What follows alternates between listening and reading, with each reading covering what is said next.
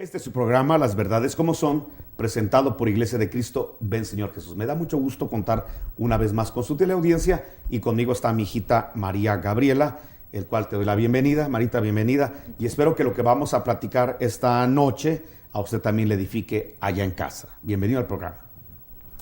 Amén.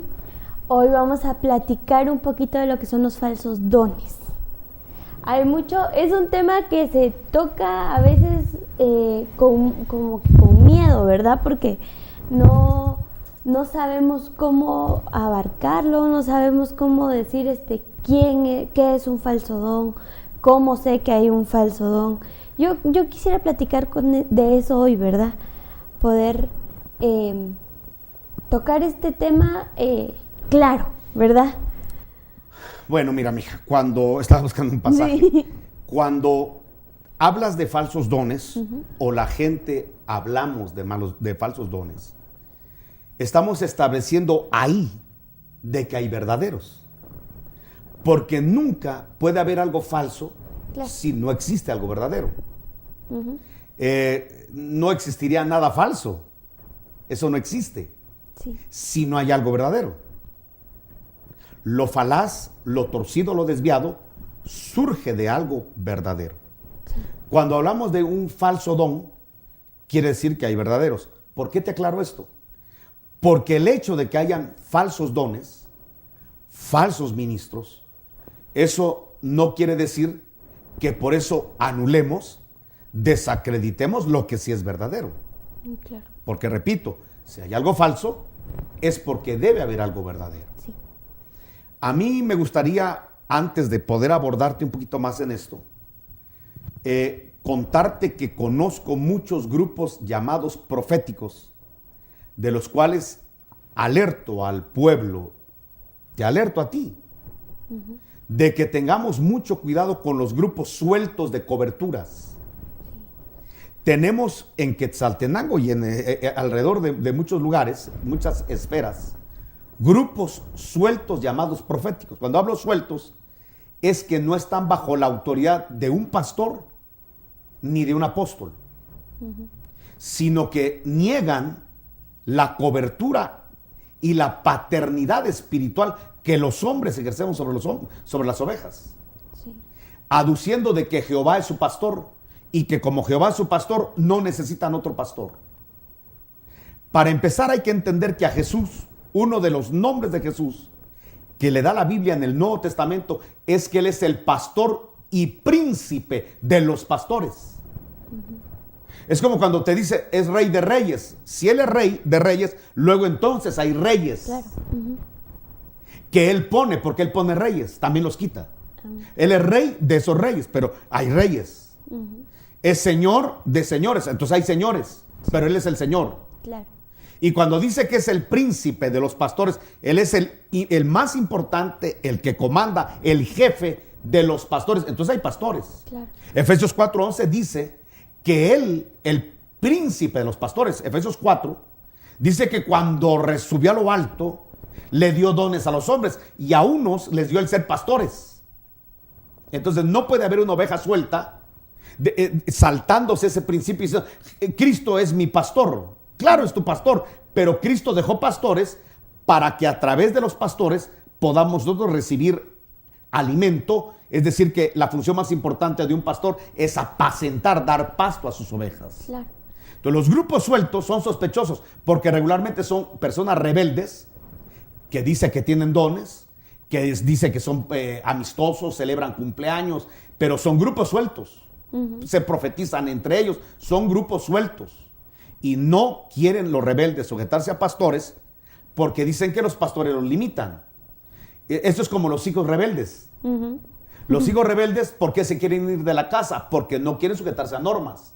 Sí. Pero las normas son sanas. Claro, sí. Las normas son... Es como que un hijo diga, yo ya no quiero que tú seas mi papá, porque la Biblia dice que a nadie le llames padre. Ahora mi papá va a ser Jehová. Ahí nos vemos, me voy de la casa. Y a ti ya no te pido permiso porque Jehová es mi papá. Exacto. Momentito. Jehová es el padre de tu espíritu, pero de las partes biológicas y lo que es aquí de la tierra soy yo. Y te vas a sujetar a las normas de la casa. Hay horarios, aquí se pide permiso, las cosas se piden por favor y se agradecen. Claro. Son normas de casa. Entonces puedes venir tú y decir, no, papá, ¿sabes que ahora ya no va a ser tú mi papá, sino que va a ser mi pastor? ¿Me explico? Sí. Es la cosa ridícula de estos grupos llamados proféticos sueltos que no quieren sujetarse a una autoridad. Y esos grupos andan profetizando de casa en casa, desde luego profetizándole a la gente lo que a la gente le gusta oír: salud, dinero y amor.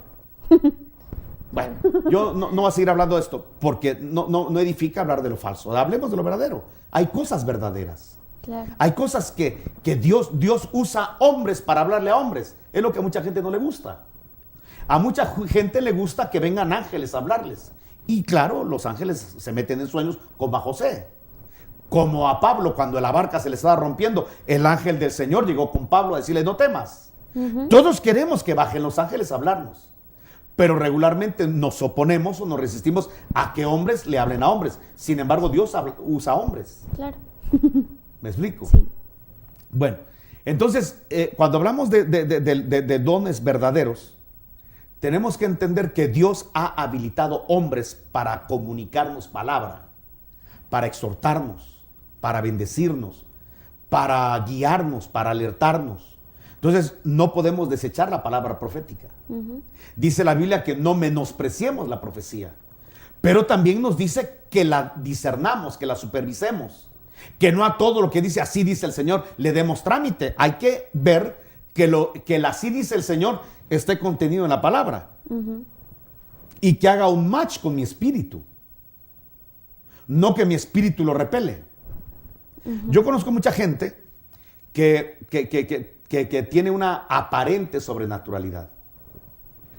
Te voy a poner un ejemplo. Hace algún tiempo, unos 3 años, o quizá un poquito más, me invitaron a predicar a una convención de apóstoles y profetas.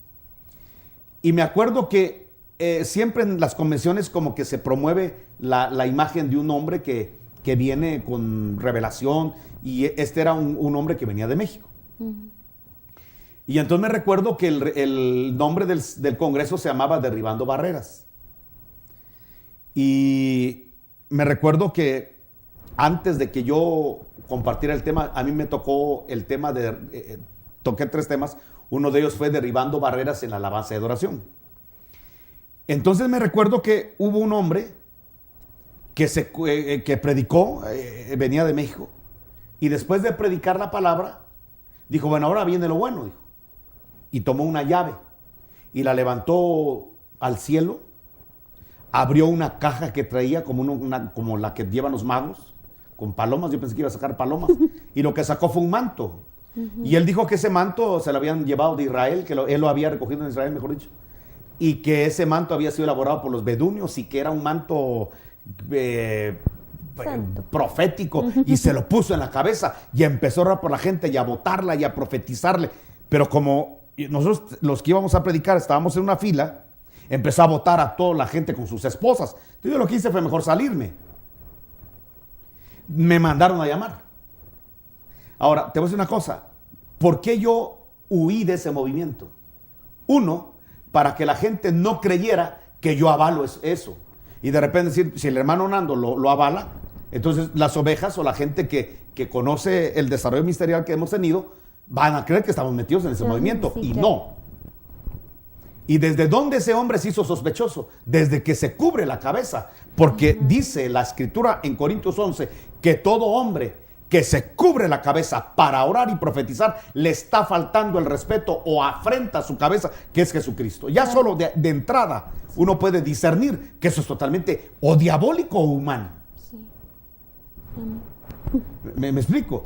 Por eso hay que conocer la palabra. Por eso hay que tener discernimiento de espíritus, y no a todo lo que se mueva hay que decirle amén. Hay que discernir los espíritus para ver si son de Dios. No toda palabra de Dios que venga en nombre de Dios es de Jehová. Te voy a contar un caso que hay en la Biblia. En la Biblia hay el caso de un profeta. Fíjate, es profeta del Señor. Y dice que llegó a profetizarle a Roboam. Incluso cuando a Roboam no le gustó la palabra que le llevaba, porque a veces queremos una palabra que nos guste, no la palabra que nos confronta y nos choca. Claro. Y a Roboam lo confrontaron porque él estaba en un culto idolátrico. Y entonces vino el profeta y le dio una palabra en contra del rey y en contra del altar, donde estaban haciendo un movimiento extraño. Al rey no le gustó y dijo, prendedlo. Y cuando dijo, prended al profeta, la mano se le quedó tiesa. Sí. Bueno, un profeta respaldado, un profeta legítimo. Pero el Señor le había dicho, no regreses, no te quedes en la ciudad, ni regreses por el mismo camino, vete. Solo das la palabra y te vas. Entonces el profeta obediente dio la palabra y se fue. Pero un profeta de los reconocidos, por eso no importa de quién venga la palabra. Siempre hay que discernir si es de Dios la palabra. Claro.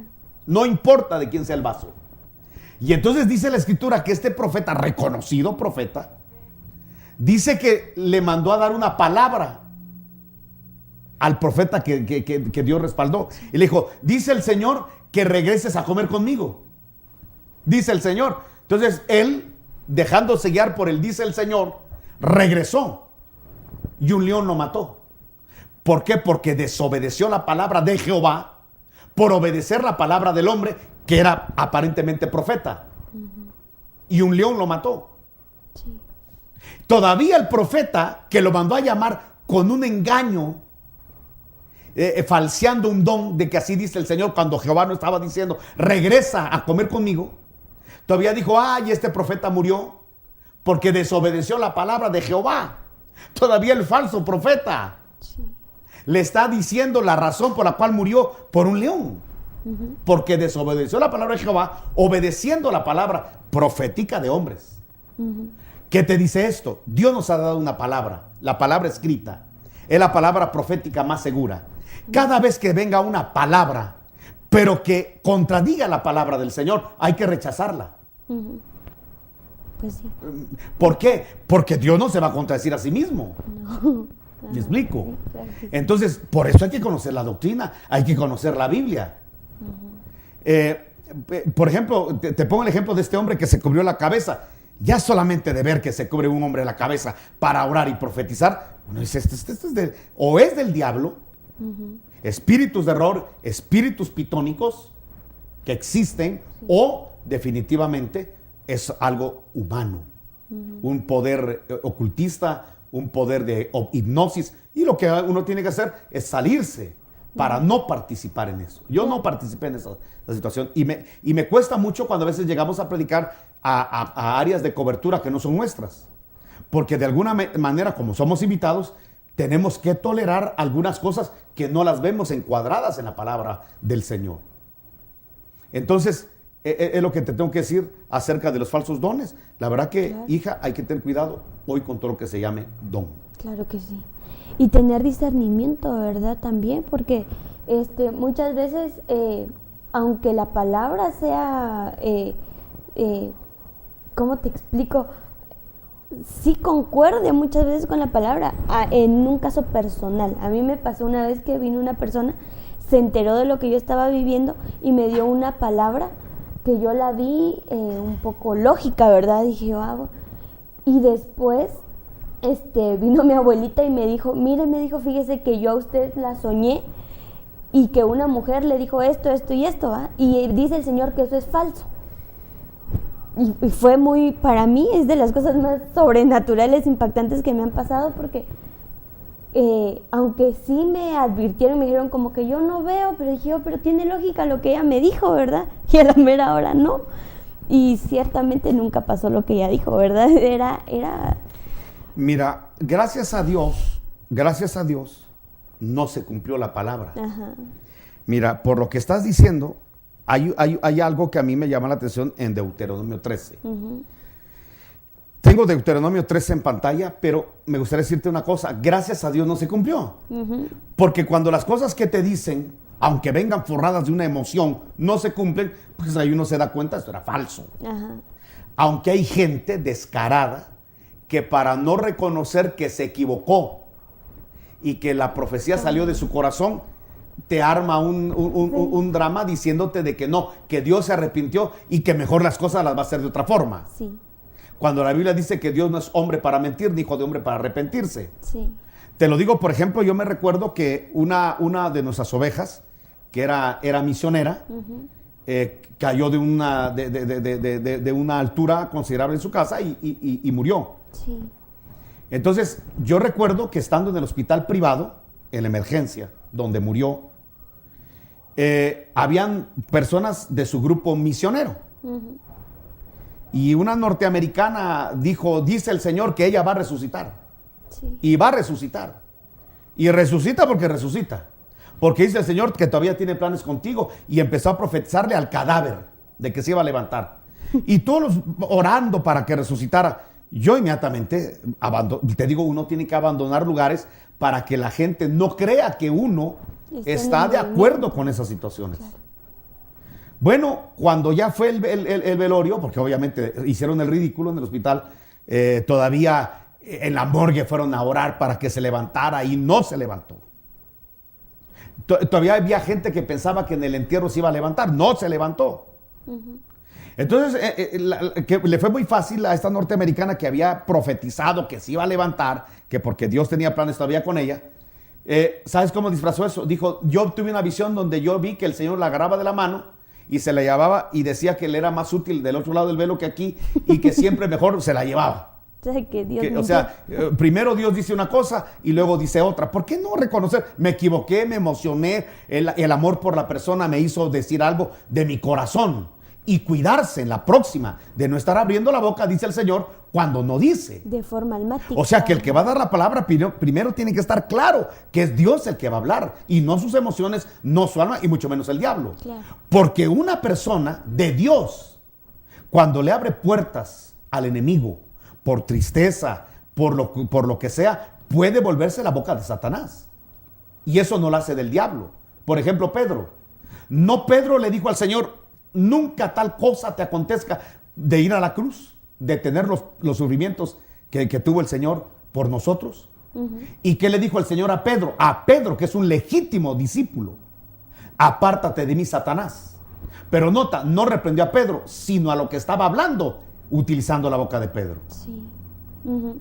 ¿Me explico? Sí. Entonces, uno tiene que reconocerse como Pedro, reconocer cuándo se equivocó. Uh-huh. Y no estar formulando una excusa a mi error. Sí.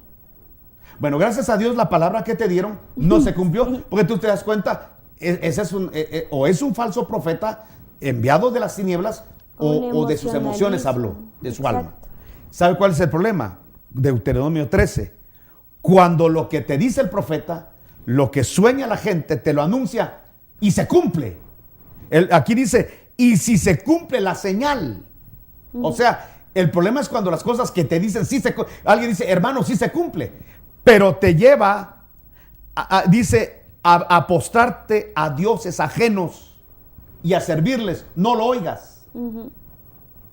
Aquí está más cardíaco, porque aquí lo que te dijo sí se cumple. Sí se cumple. Pero ese movimiento profético te lleva a la rebelión, uh-huh. Te lleva a la idolatría, te lleva al ocultismo, te lleva ¿qué te digo? A romper con tu cobertura. Te lleva, no sé, a cosas que contradicen el Evangelio de Jesucristo. Uh-huh. ¿Me entiendes? Sí. Ahí hay que cuidarse todavía más. Claro. Por ejemplo, te voy a hablar de la eficacia que tenía Jezabel, una profetisa que se metió a la iglesia. Uh-huh. Y era tanto su desarrollo que tuvo, que incluso después a los siervos los contaminó, que los siervos de Dios, de la iglesia, sí, fornicaban con ella. Exacto. Ella les enseñaba a fornicar. Uh-huh.